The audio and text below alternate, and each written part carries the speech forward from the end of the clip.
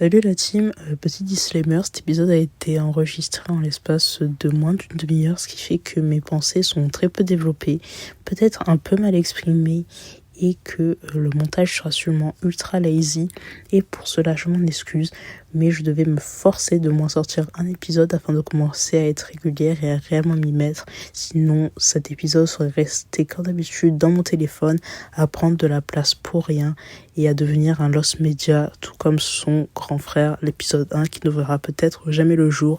Voilà, enjoy et encore une fois, désolé. Faites des trucs qui vous rendent heureux si vous voulez être heureux. Stay with me. Je sais que dit comme ça, on dirait le début d'un animé pour enfants entre 7 et 13 ans.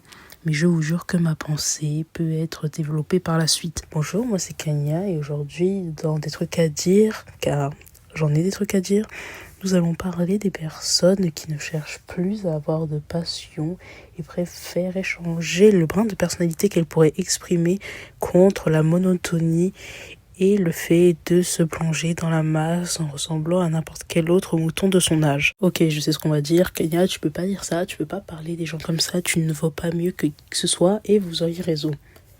Cependant, je suis un hater et s'il y a bien quelque chose qui m'énerve, c'est le de voir de la monotonie de partout.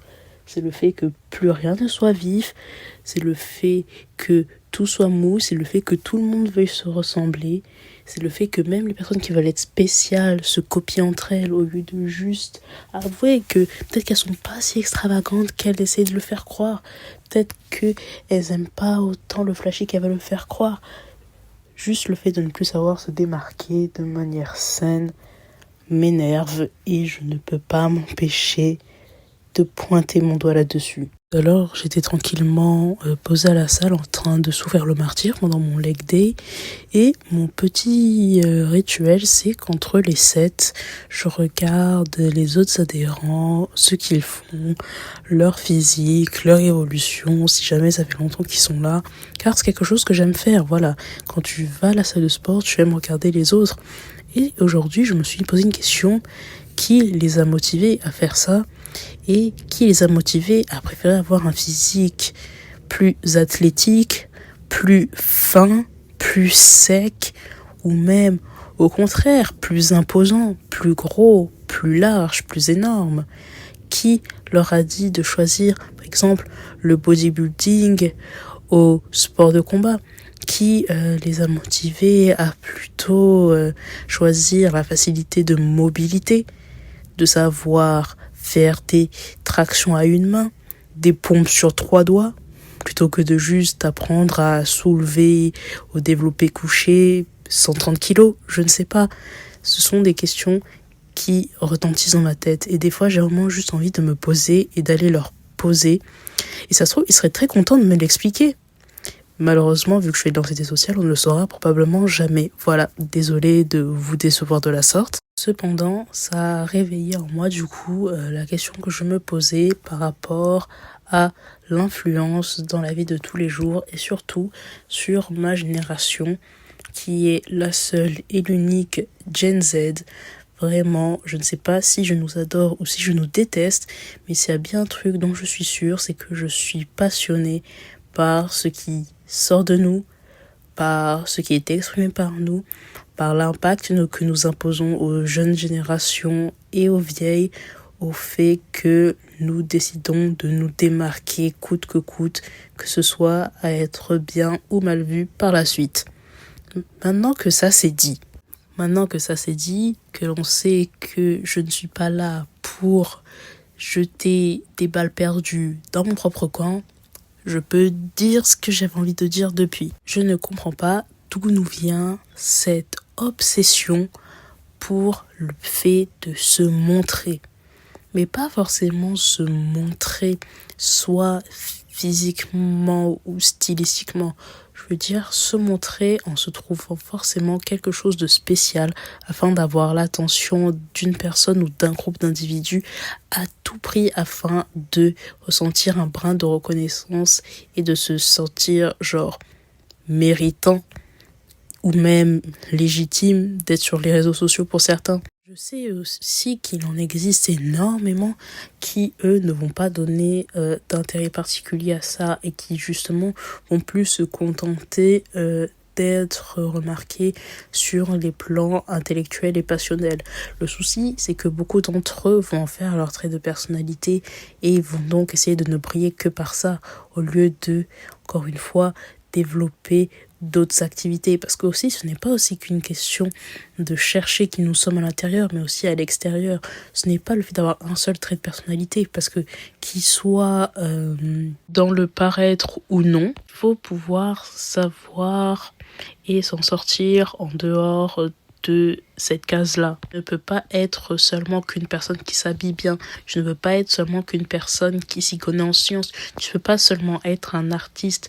Tu ne peux pas être qu'une seule chose. Tu es plusieurs choses. Tu dois développer tous tes sens et c'est ainsi que tu développeras qui tu es. Tu n'es pas une seule pièce. Tu es un assemblage. Voilà.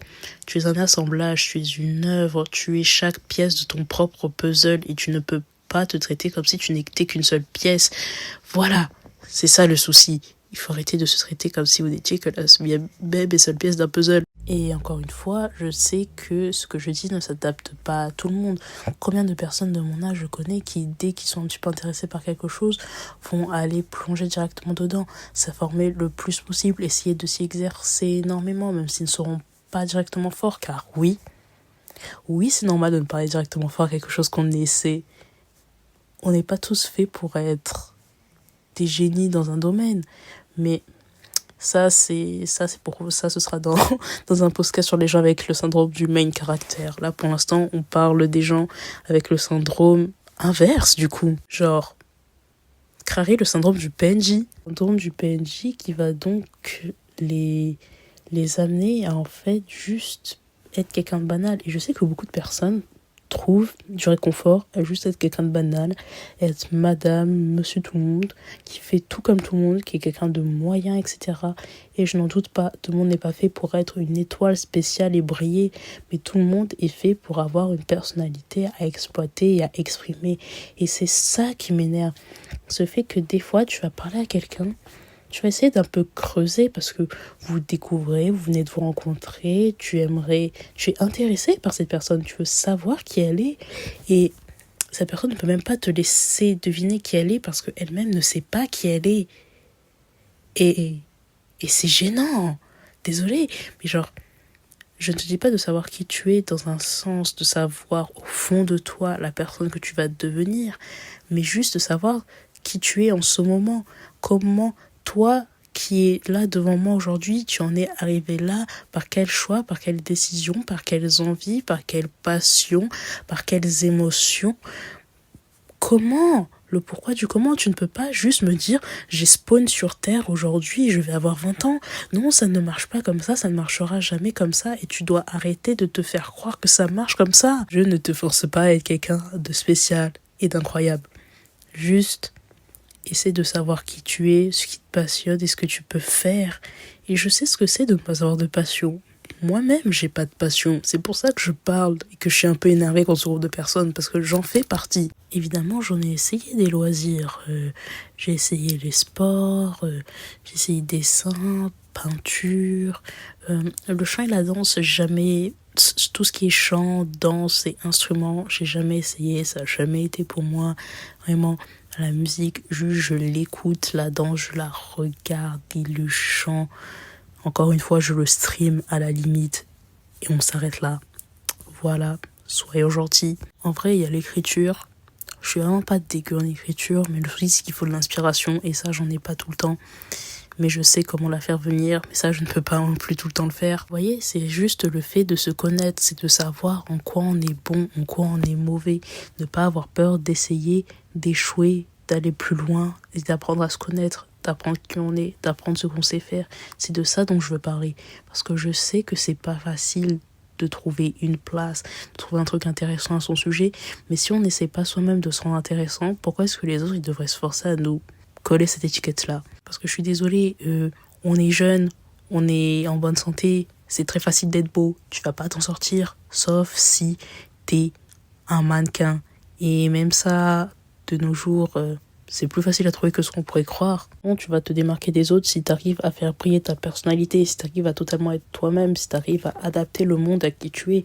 Là, tu vas tous les choquer. Je suis désolée, tu vas tous les choquer. Encore une fois, je dis pas qu'il faut absolument tout casser et devenir une superstar. Je n'ai jamais dit ça. Juste, je pense que notre estime de nous-mêmes est beaucoup mieux lorsque on peut se démarquer en tant qu'individu, d'être notre propre personne, de pas être juste un visage de tel groupe, Encore une fois, assemblez les pièces du puzzle. Soyez vous-même, créez ou adaptez-vous à la création et juste ne restez pas au stade simple de consommateur. Je ne dis pas non plus qu'il faut créer non-stop et que j'essaye juste de faire en sorte que les gens m'offrent un certain divertissement que je ne trouve pas. Même si je tiens à le dire que le format de podcast que j'aime le plus ne se trouve pas sur la toile française et ça me déchire le cœur. Et vous savez c'est quoi le pire? C'est que c'est même pas le type de choses que je fais moi. C'est vraiment genre des trucs que je pourrais pas faire. C'est même pas genre, oh, ok, je vais le faire moi-même alors. Non, c'est juste que je n'y ai pas accès et ça m'énerve. Et je suis sûre que quelque part, il y a quelqu'un qui n'ose pas s'y mettre et qui pourrait tout déchirer. Et vous savez ce que ça fait? Ça me fend le cœur. Comme lorsque j'ai une idée de dessin et que je peux pas le dessiner parce que j'ai pas le talent. Vous voyez cette frustration-là? Ou genre quand j'imagine une scène d'animation de fou dans ma tête, mais que je sais pas faire d'animation et que juste ça restera un projet qui sera stocké dans mon cerveau pendant quelques secondes et puis partira un jour ou l'autre. Ça, vous voyez, c'est énervant. S'il y a quelque chose que les réseaux m'ont appris, c'est que quoi que tu fasses, il y aura quelqu'un, quelque part, qui sera d'accord avec toi et qui sera content de trouver quelqu'un qui lui aussi sera d'accord avec lui. Parce que quand j'ai commencé à dire que j'allais faire mon podcast et que j'ai commencé à faire le montage, je le dis depuis des années. Mais ces derniers temps, quand j'ai dit que ça se concrétisait, beaucoup étaient contents, beaucoup de mes potes étaient là en mode oui, moi aussi je veux trop le faire, mais j'ai un peu la honte. Mais la honte de quoi? Vraiment, est-ce que tu vas avoir honte d'essayer? Est-ce que tu vas avoir peur de t'exprimer? Est-ce que tu vas avoir peur de montrer au monde qui tu es? Tu vas avoir peur d'être vulnérable, mais être vulnérable, est-ce que c'est forcément un défaut? Est-ce que c'est quelque chose de mal? Genre, prenons comme exemple les artistes que t'écoutes. Ils sont vulnérables dans leurs paroles, ils sont vulnérables dans leur musique, ils sont vulnérables dans leurs clips, dans leurs interviews, dans les personnages qu'ils incarnent. Ça reste quand même une partie d'eux. Ils sont vulnérables et qu'est-ce que ça leur a apporté? La célébrité et l'argent. Je dis pas que ça arrivera à tout le monde, mais est-ce que c'est forcément quelque chose de mal en soi? Oui, je débite et je m'énerve, mais en fait, c'est que de nos jours, on a trop normalisé le fait de ne plus connaître les personnes qui vivaient avec nous, dans notre entourage, dans notre groupe d'amis, ou les gens qui ont très souvent des gros groupes d'amis où ils ne sont pas proches de tout le monde. Ils ne doivent même pas connaître les passions de chacun.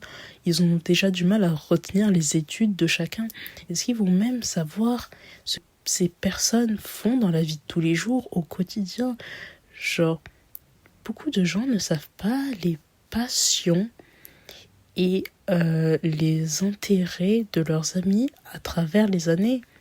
Et oui, je sais que on n'est pas non plus censé savoir faire une biographie sur nos amis, mais je trouve qu'il est important de savoir ce qui a influencé les eux d'avant afin d'en faire les eux de maintenant.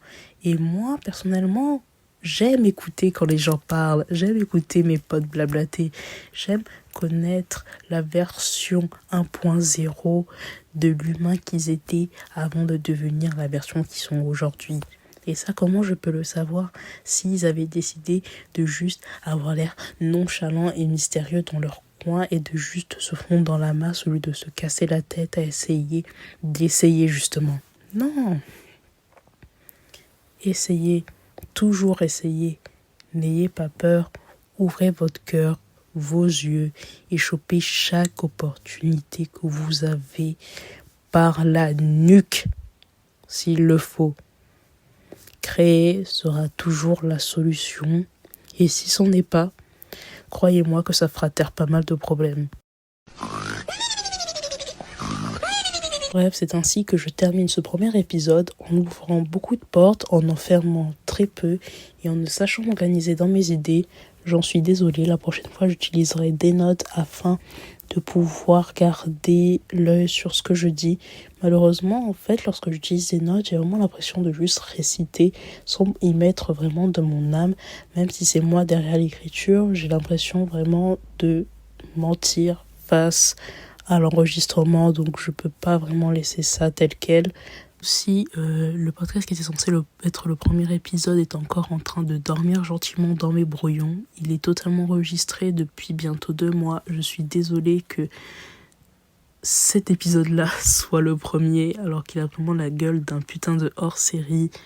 Mea culpa. Je vais pas vous dire à plus tard parce que je ne sais pas quand est-ce que sortira le 2e épisode. Peut-être cette semaine si je me chauffe, peut-être la semaine prochaine, peut-être dans 1 mois, 2, 6, 1 an, qui sait. Non, je ne peux pas le nier, c'est extrêmement thérapeutique de parler comme ça face à mon téléphone. Je ne sais pas si ce sera aussi facile et agréable pour vous de m'entendre parler pendant aussi longtemps. Et sur ce, je vous dis bye, à la prochaine. C'était Kanya pour des trucs à dire.